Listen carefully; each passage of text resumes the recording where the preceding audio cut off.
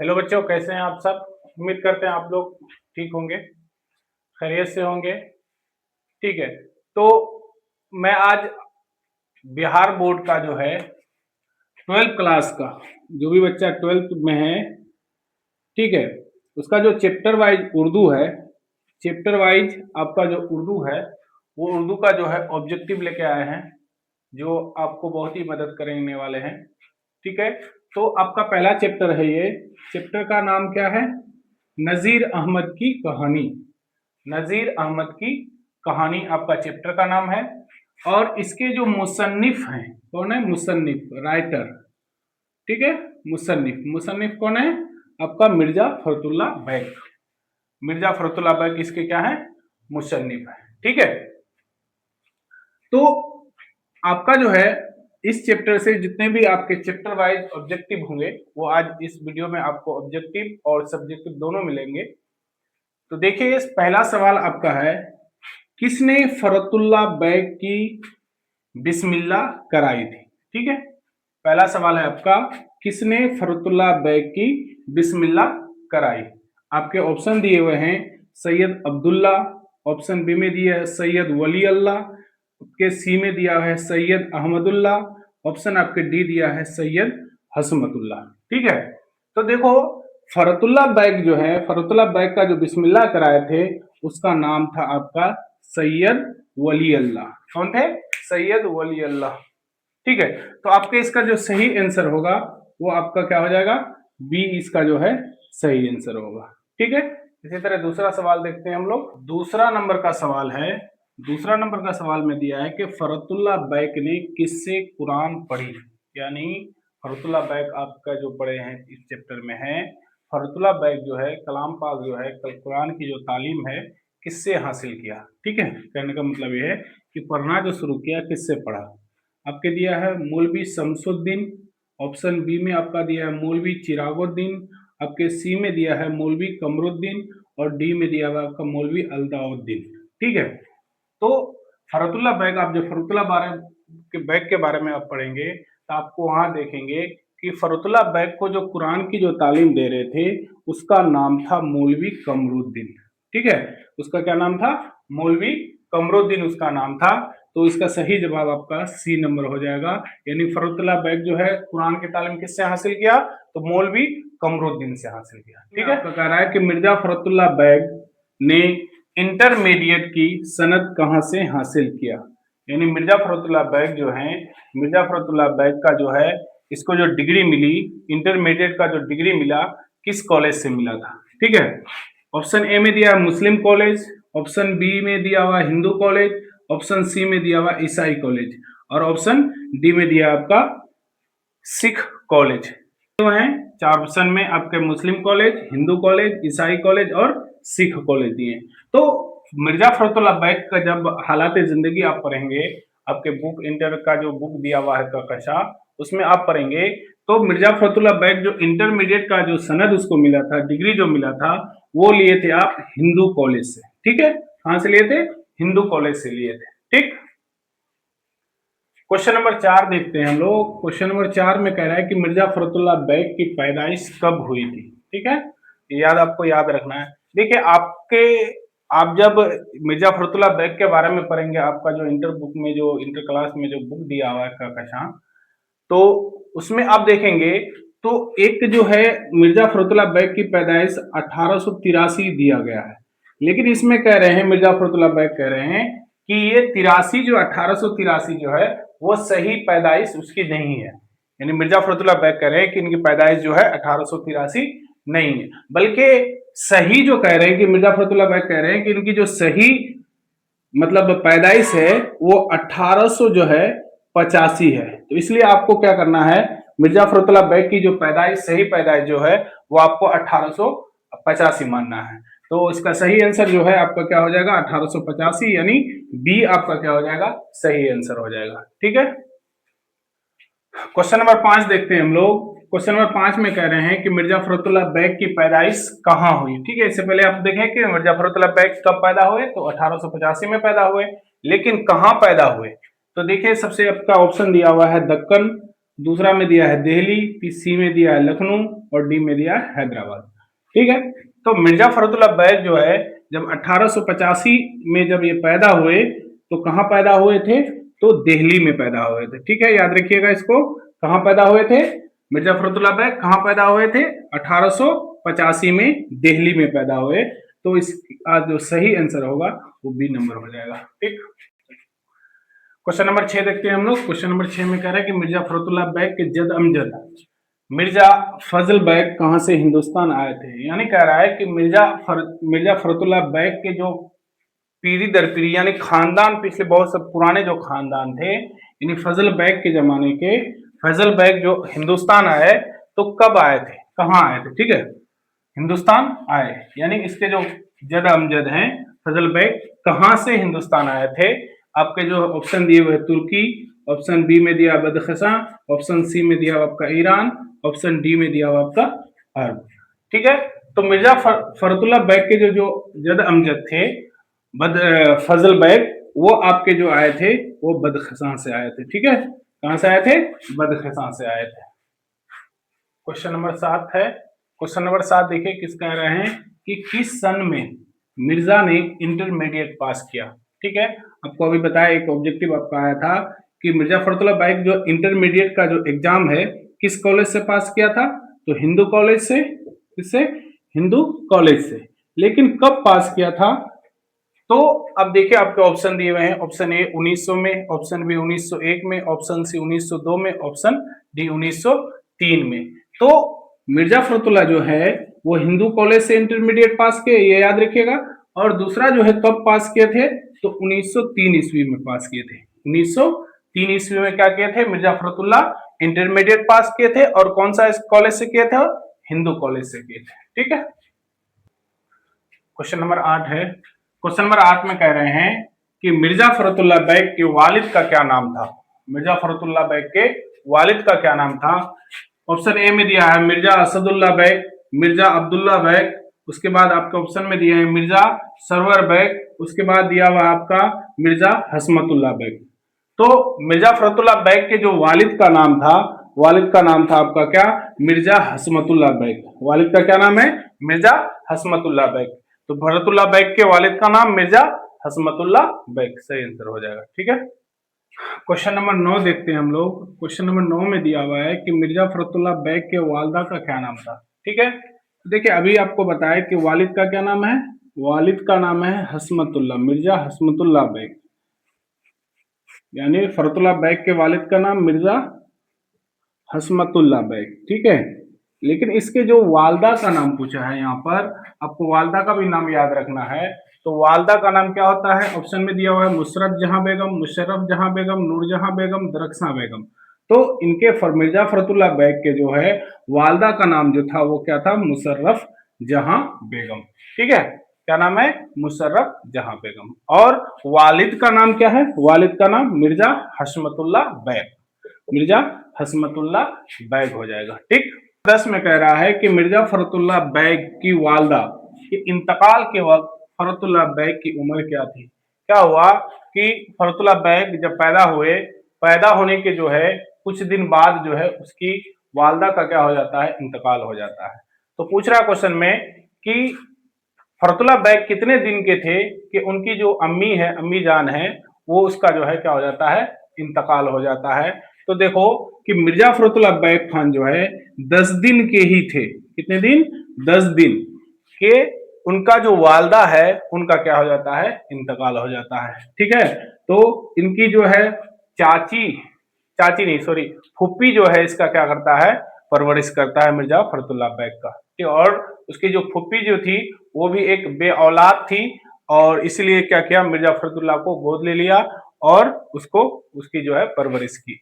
तो मिर्जा फखरुद्दीन बैग कितने दिन के थे? कि 10 दिन के थे ही कि उनके वालदा का क्या हो जाता है? इंतकाल हो जाता है। ठीक, तो चलिए देखिए question.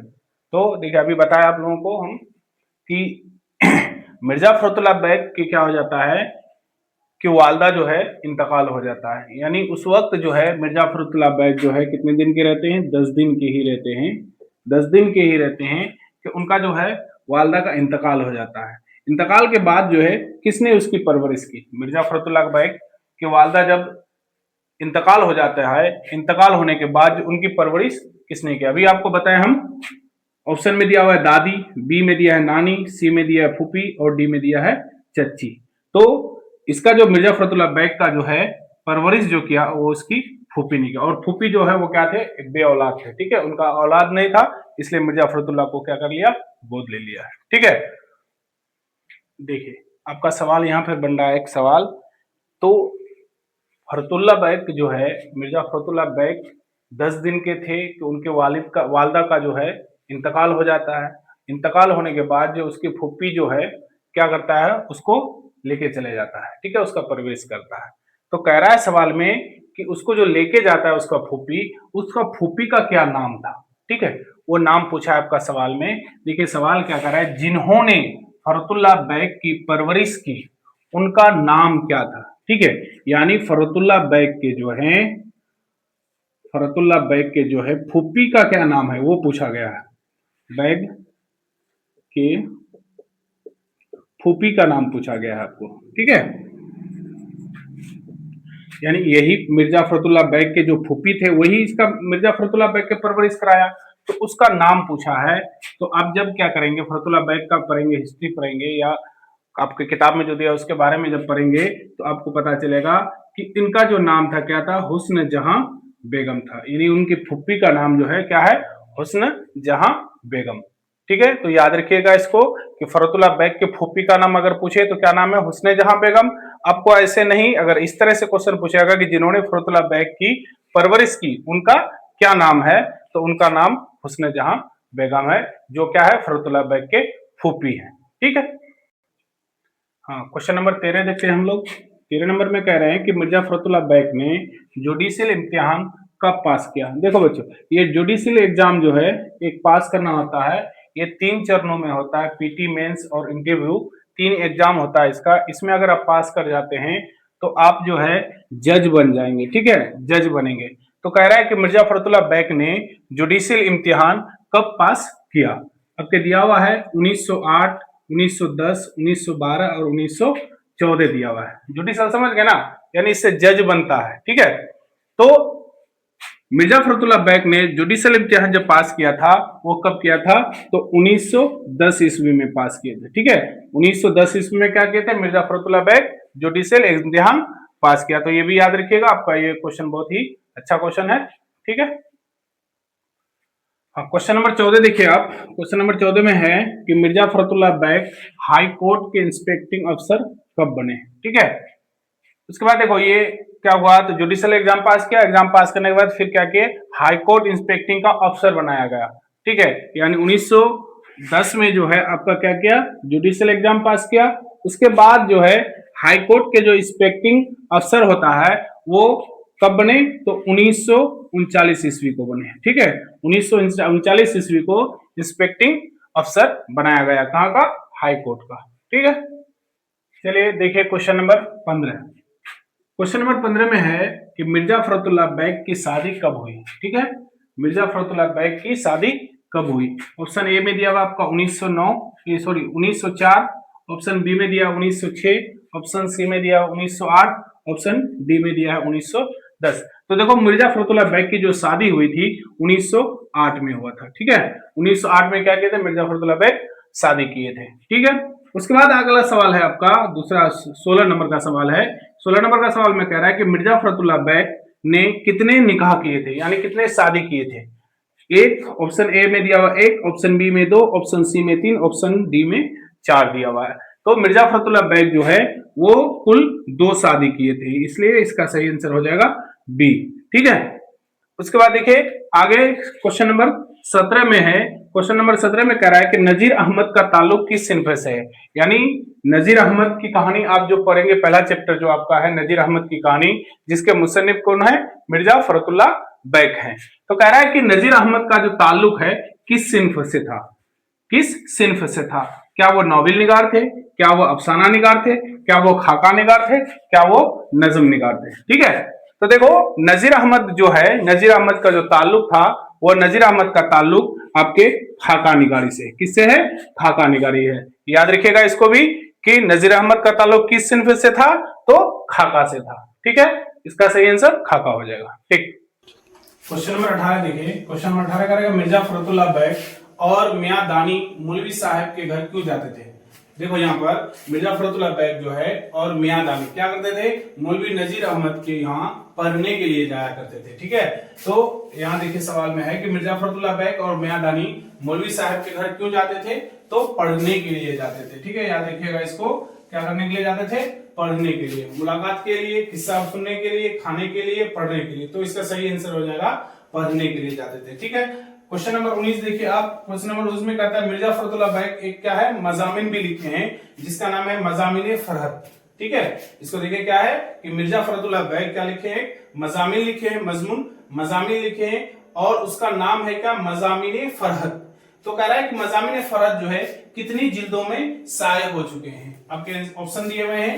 Option number 1 5, option B में 6, ऑप्शन सी में 8, ऑप्शन सी में दिया है 7। ठीक है, बी में दिया है 6, ए में दिया है 5। तो देखो ये जो आपके मिर्जा फखरुद्दीन बैग जो है अपने मजामिन फरहत में जो है फरहत के जो है टोटल 7 जिल्दों में लिखे हैं। कितने? 7 जिल्दों में लिखे हैं। ठीक है, क्वेश्चन नंबर 20 देखिए बच्चों। क्वेश्चन नंबर 20 में कह रहा है कि मिर्जा फखरुद्दीन बैग शेर खानी में किस तरह की गलतियां करते थे? ठीक है, यानी मिर्जा फखरुद्दीन बैग जो है नजीर मियां दानी दोनों मिलकर के नजीर अहमद के वहां जो है पढ़ने के लिए जाते थे, तो ये कुछ पढ़ने में गलतियां करते थे। ठीक है, तो मिर्जा फखरुद्दीन बैग जो है शेर खानी में किस तरह की गलतियां करते थे? दिखाया है मुखारिज की, ऑप्शन बी में दिया एराब की, ऑप्शन सी में दिया है वक़ूफ की, ऑप्शन डी में दिया है एराब डबल हो गया। ठीक है, तो एक ही जगह एराब होगा, तलफ्फुज की लिख देते हैं। चलिए यहाँ रहने दीजिए ऑप्शन, ये तीनों देखिए मुखारिज की, एराब की और वक़ूफ की।